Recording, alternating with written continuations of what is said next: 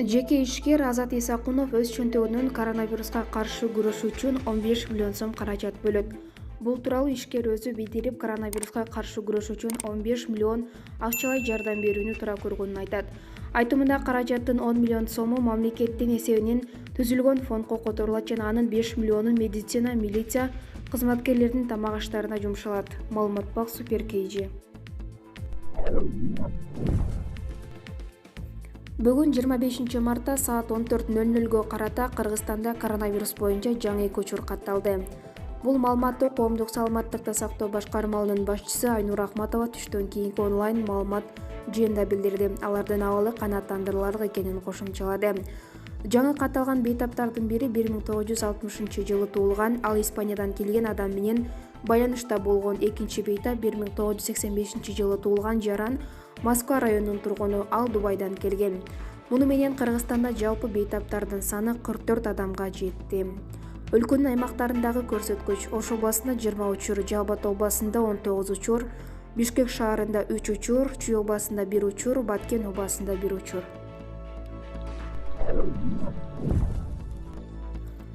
Эгер таксилер иштегени чыкса, автоунаа айып коргоо киргизилип, айдоочу жоопкерчиликке тартылат. Бул тууралуу жол кыймылынын коопсуздугунун камсыздоо боюнча башкармалыктан билдиришти. Маалыматка караганда, өзгөчө абал учурунда коомдук транспорт каттабайт. Ошондой эле такси жана менчик унаалар менен элди ташууга болбойт. Бул талапты аткарбаган такси жана эл ташуу менен алектенген менчик автолор айып коргоого киргизилет. Айдоочулар мыйзам чегинде жазага тартылат деп айтылат билдирүүдө.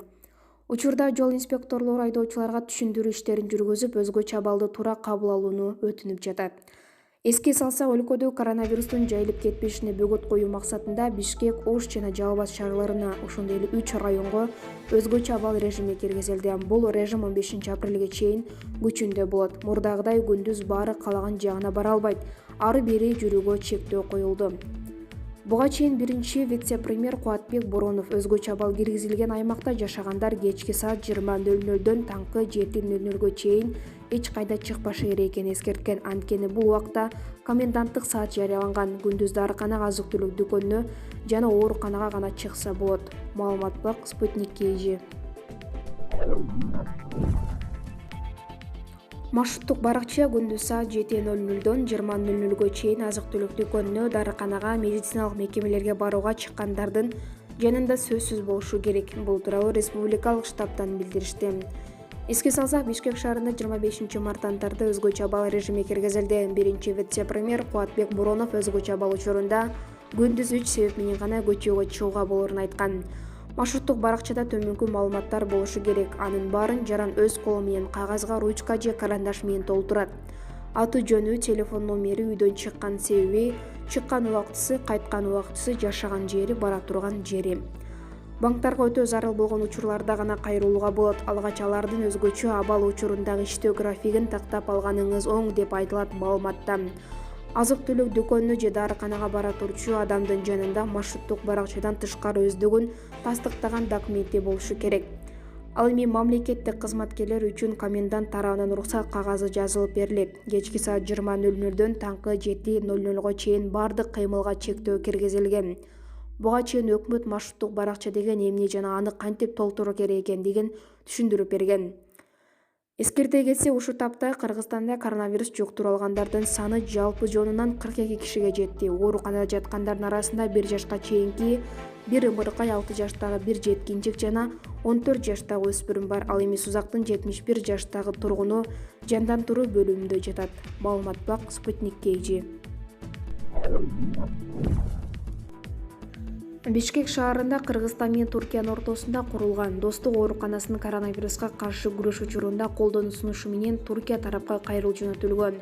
Бул маалыматты бүгүн 25 марттагы түштөн кийинки онлайн маалымат жыйынында Коомдук саламаттыкты сактоо башкармалынын башчысы Айнура Ахматова билдирди. Коронавирус боюнча кырдаал оорулошуп кетсе, оорукананы убактылуу пайдалануу сунушу берилген.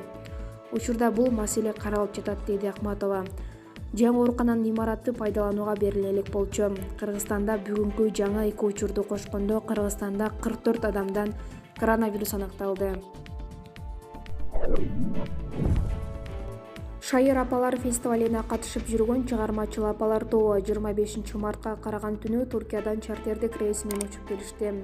Бул тууралуу Азаттык радиосуна алардын жакындары кабарлашты. Жалпысынан бул рейс менен 63 кыргызстандык мекенине жеткирилди. Баары тең обсервацияга жаткырылды.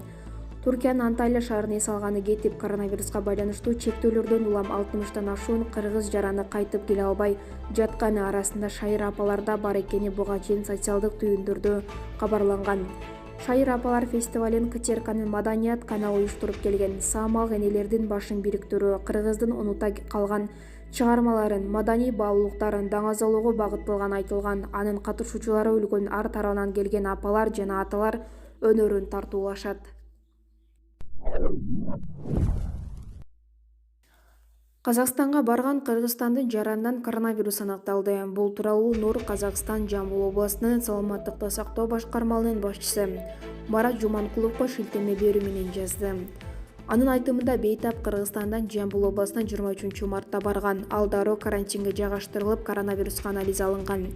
Оору аныкталгандан кийин областтык жугуштуу оорулар стационарына жаткырылды. Учурда анын абалы канааттандырыларлык деп баланып жатат. Дене табуу чекте, өмүрүнө коркунуч жок. Ал тиешелүү жардам алып жатат деп айтылат маалыматта.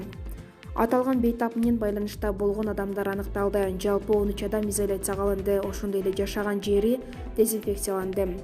Өз кезегинде Жамбыл областтык товар жана кызматтардын сапатын, коопсуздугун көзөмөлдөө департаментинин башчысы Берик Жаркынбаев бейтап 29 жашта экенин билдирди. Ал Чүй областынын тургуну, айдоочу болуп иштейт. Коронавирус жуккан балдардын абалы канааттандырыларлык. Реанимациядагы бейтаптык оор. Кыргызстанда коронавирус жуккан балдардын баарынын абалы канааттандырыларлык. Бул тууралуу 25 мартта Саламаттык сактоо министрлигинин өкүлү Айнур Ахматова билдирди. Анын айтымында бул илдетке чалдыккан балдардын бирөө 1 толо элек, экинчиси 6 жаштагы, бирөө 14. Ал эми Жалал Абадтын ооруканасында жаткан 71 жаштагы бейтаптын абалы туруктуу оор. 25 март саат 14:00 карата Кыргызстанда коронавирус инфекциясы жуккан 2 жаңы учур катталды. Экөө тең эркек 1,60-та, экинчиси 35-те. Бүгүнкү күндө өлкө боюнча коронавируска чалдыккандардын жалпы саны 44 болду. Ош областында 20 учур, Жалал Абад областында 19, Бишкек шаарында 3, Чүй областында 1, Баткен областында 1 учур катталды. 25 марттан 15 апрелге чейин Бишкек, Ош жана Жалал Абад шаарларынын, Ош областынын Ноокат, Кара Суу райондорунун, ошондой эле Жалал Абад областынын Сузак районунун аймактарына өзгөчө абал киргизилди. Бул аймактарда кечки 8-ден таңкы 7-ге чейин коменданттык саат күчүндө болот. Адамдардын жана автотранспорттордун кыймылы толук токтошу керек. Маалымат булак Азаттык. АКШда пандемияга каршы $2 триллион бөлүү боюнча мунаса табылды. Кошмо Штаттар экономиканы калыбына келтирүү жана саламаттыкты сактоо тармагына жардам берүү максатында $2 триллион бөлүү боюнча тарыхый макулдашуу түзүлдү. Ак үй менен сенаторлордун ортосунда бир топко созулган сүйлөшүүлөрдөн кийин мунаса табылганын 25 мартта Дональд Трамптын администрациясынын өкүлү Эрик Улиант билдирди. Bloomberg агенттиги кабарлагандай, Сенатта добуш берүү 25 мартта өтөт. Документти алгач, демократтар үстөмдүүлүк кылган өкүлдөр палатасы жактырышы зарым. АКШнын президенти Дональд Трамп мыйзам чыгаруучуларды документти тезирээк жактырууга чакырды. Ал эми айрым демократтар бул долбоорго каршы чыгып, акчаны бөлүштүрүү ачыктык көрбөй жатканын жөө келтиришти.